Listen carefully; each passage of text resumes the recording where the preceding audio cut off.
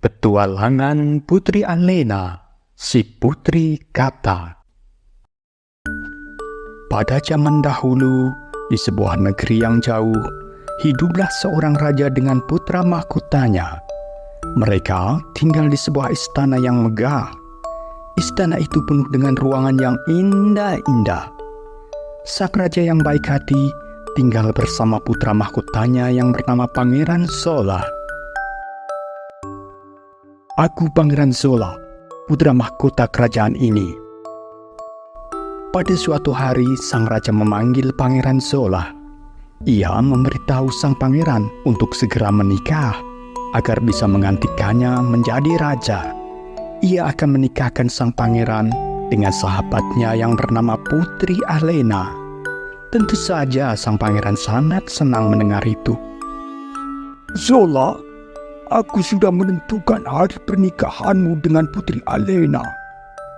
Tapi sebelum hari pernikahan itu tiba, kau harus pergi ke seluruh penjuru negeri ini. Beritahukanlah semua kerabat dan saudara, juga seluruh rakyat negeri ini, agar mereka bisa ikut datang dan berpesta. Baiklah ayahanda, saya akan segera berangkat. Keesokan harinya, Pangeran Zola segera mengambil kuda dan berangkat melaksanakan perintah raja. Sementara itu, kabar pernikahan Pangeran Zola juga sampai ke seorang penyihir jahat. Ya, dialah Manjira, penyihir sakti dan jahat yang tinggal bersama Putri Mora di sebuah puri tua. Akulah si Putri Mora, putri yang paling cantik di dunia. Mereka sedang membuat rencana jahat. Mora, aku akan menggagalkan pernikahan mereka. Aku akan menyihir Putri Alena menjadi kodok dan membuangnya ke tengah hutan. Lalu kita akan memaksa raja agar menikahkan Pangeran Zola denganmu. Dan kita akan menguasai negeri ini. Menikah dengan Pangeran Zola? Oh nenek, aku senang sekali. Begitu senangnya Putri Mora dengan rencana si penyihir, ia pun menari-nari di kamarnya. Sementara itu di sebuah puri yang indah, tampak Putri Alena sedang riang hatinya. Ia sedang mengamati bunga-bunga yang indah di taman. Mendengar Pangeran Zola datang, ia pun segera bergegas menemuinya. Pangeran Zola yang sedang melaksanakan perintah raja memutuskan singgah ke tempat tinggal Putri Alena untuk memberitahu tentang hari pernikahan mereka. Putri Alena sangat senang mendengarnya, dan Pangeran Zola pun pamit untuk meneruskan tugas sang raja. Setelah Pangeran Zola berangkat, Putri Alena yang bahagia hatinya pergi ke taman belakang purinya. Ia memetik bunga dan bermain dengan kupu-kupu yang indah, hingga ia tidak menyadari di belakangnya telah datang si penyihir jahat bersama burung gagak hitam. Sang penyihir segera mengucapkan mantra jahat sambil menaburkan serbuk sihirnya. Seketika langit menjadi gelap dan kabut pun datang. Putri Alena yang terkejut hanya bisa menjerit mengetahui dirinya tiba-tiba berubah menjadi katak. Dengan tatapannya yang sangat jahat, si penyihir itu menyuruh burung gagaknya untuk membuang Putri Alena yang telah menjadi katak. Bawa dan buang katak jelek itu ke dalam hutan. Dengan kuku-kukunya yang tajam, burung gagak itu segera mencengkram si katak Alena yang malang dan membawanya terbang.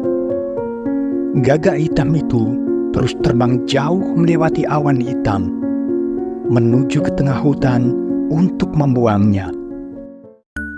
Sementara itu, si penyihir jahat yang telah kembali dari tempat Putri Alena segera memanggil Putri Mora. Mora, aku telah menyihir Alena menjadi seekor katak dan membuangnya ke dalam hutan. Bersiaplah, nanti malam kita akan menyusup ke istana dan memaksa raja menikahkan Pangeran Zola denganmu. Aku tidak sabar ingin segera ke istana. Pasti indah sekali. Dan malam harinya, mereka pun bersiap untuk menyusup ke istana. Mora, jangan berputar-putar terus. Kepalaku pusing melihatnya. Ayo bersiaplah. Kita akan segera berangkat ke istana. Tapi aku sudah cantik kan, Nenek? Sesampainya di gerbang istana, si penyihir segera mengucapkan mantra jahat dan menaburkan serbuk sihirnya untuk membuat para penjaga tertidur tak sadarkan diri.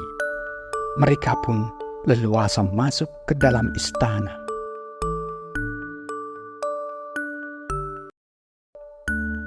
Di dalam istana, mereka segera menuju ke ruangan raja. Mora, kau salah jalan. Ayo sini ikuti aku.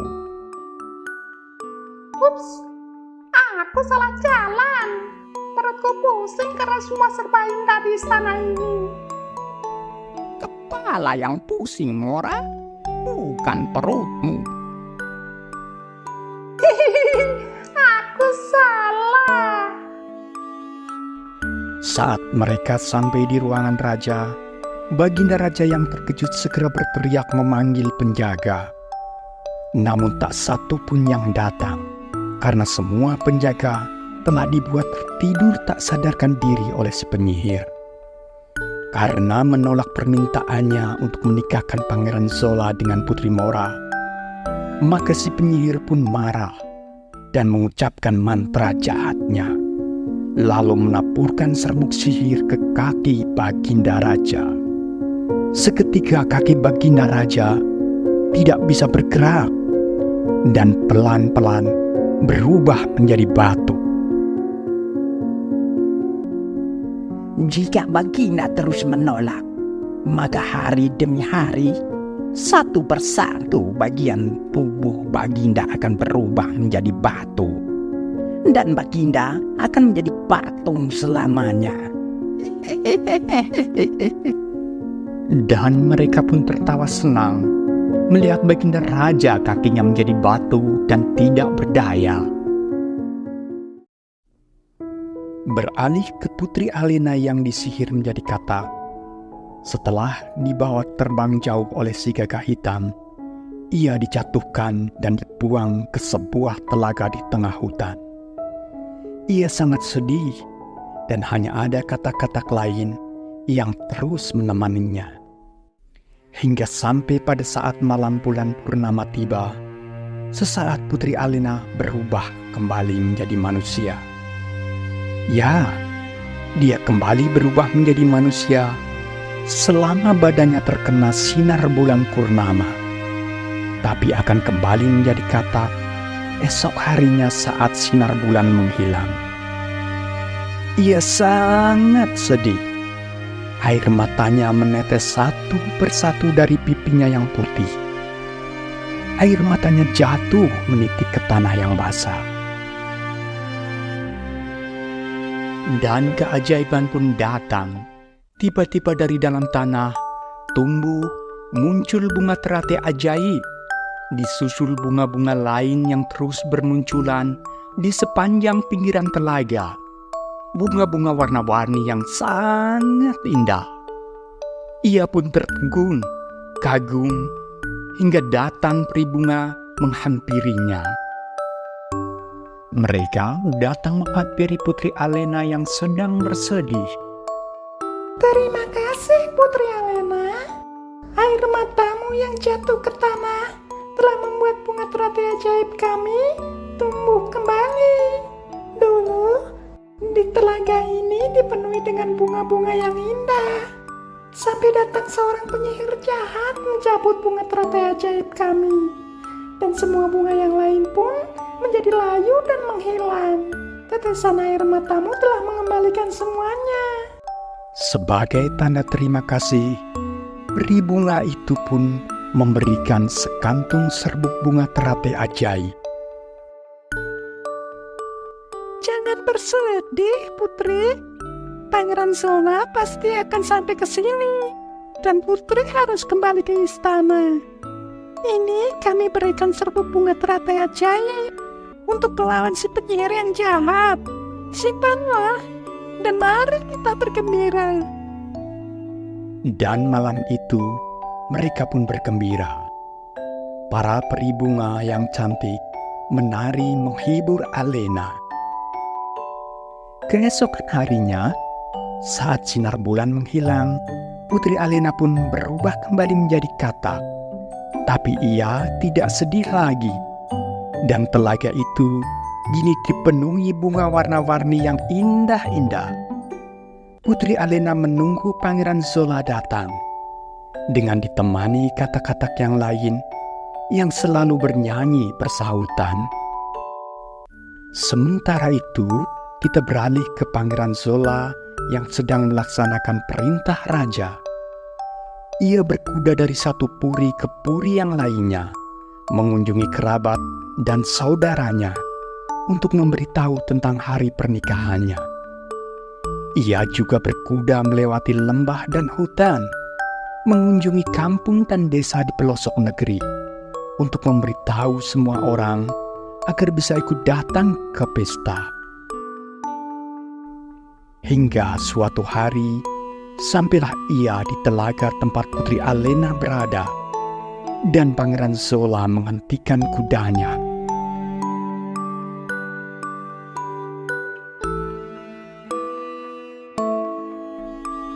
Karena lelah setelah berkuda seharian, Pangeran Zola pun memutuskan beristirahat.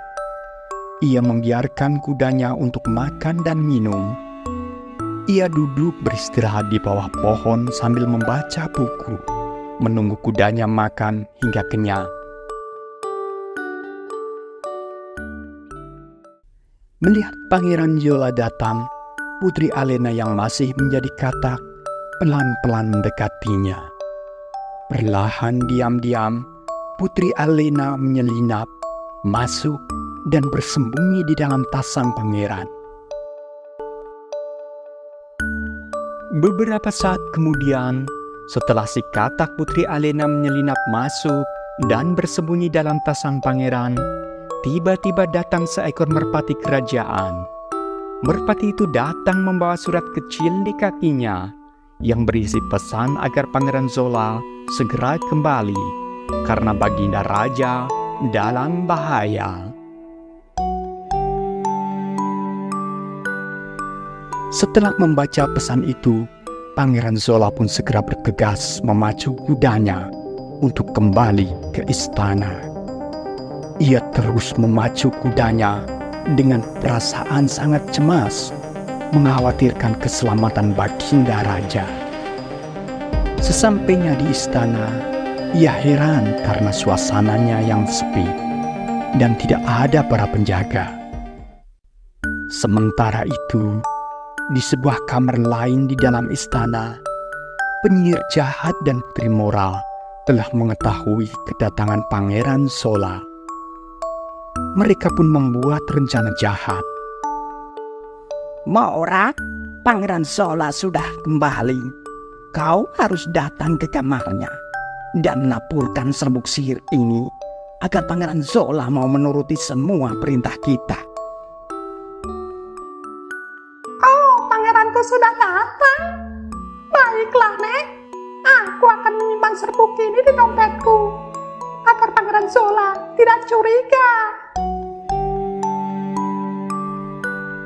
Beberapa saat kemudian, dengan membawa serbuk sihir yang disembunyikan di dompetnya, Putri Mora diam-diam masuk ke kamar Pangeran Zola. Sang pangeran yang sedang bersiap untuk menemui raja tidak menyadari kedatangan Putri Mora di belakangnya. Dan saat Mora bersiap menaburkan serbuk sihir ke sang pangeran, tiba-tiba dari dalam tas sang pangeran meloncatlah si katak Putri Alena. Ia melompat ke muka Putri Mora sambil menaburkan serbuk bunga teratai ajaib pemberian peri bunga. Mendengar keributan itu, Pangeran Zola segera berpaling melihatnya. Sementara Putri Mora yang terkejut hanya bisa menjerit ketakutan melihat katak di mukanya. Terkena serbuk bunga teratai ajaib, tubuh Putri Mora perlahan memudar. Tubuh Putri Mora terus memudar dan lenyap, berubah menjadi seekor capung merah dan terbang ketakutan keluar istana. Pangeran Zola yang melihat semua itu segera datang menghampiri si katak. Ia memungut si katak dengan hati-hati untuk mengucapkan terima kasih. Karena saking senangnya telah diselamatkan, Pangeran Zola pun mencium katak itu dengan tulus sebagai ucapan terima kasih. Dan setelah dicium pangeran, tiba-tiba saja katak itu pun juga memudar, perlahan berubah wujud menjadi Putri Alena kembali. Ternyata kutukan mantra sihirnya akan lenyap jika ada pangeran yang mau dengan tulus mencium si katak. Pangeran Zola sangat terkejut sekaligus senang karena Putri Alena telah kembali menjadi manusia. Setelah Putri Alena menceritakan semuanya, mereka pun segera bersiap untuk menyelamatkan Baginda Raja. Dan Putri Alena memberikan serbuk bunga teratai ajaib untuk melawan sang penyihir jahat. Mereka pun segera bergegas ke ruangan raja. Dan saat sampai di ruangan sang raja, betapa terkejutnya mereka melihat badan Baginda Raja yang sebagian telah berubah menjadi batu. Dengan marah, Pangeran Zola berpaling menatap si penyihir jahat. Ia segera menaburkan serbuk ajaib bunga teratai pemberian Putri Alena. Sang penyihir yang masih kebingungan melihat Putri Alena hanya bisa menjerit terkena serbuk ajaib bunga teratai. Dan tubuhnya pun perlahan memudar seperti Putri Mora. Ia berteriak mencoba mengucapkan mantra sihir jahatnya. Tapi tubuhnya terus memudar dan memudar, lalu menghilang menjadi seekor kelelawar. Kelelawar itu pun terbang ketakutan keluar istana. Setelah kelelawar itu pergi, berlahan kaki Baginda Raja yang menjadi batu pun pulih seperti sedia kala. Baginda Raja sangat senang karena telah pulih dan sembuh, dan juga senang karena melihat Pangeran Zola dan Putri Alena telah bersama. Dan mereka pun hidup bahagia.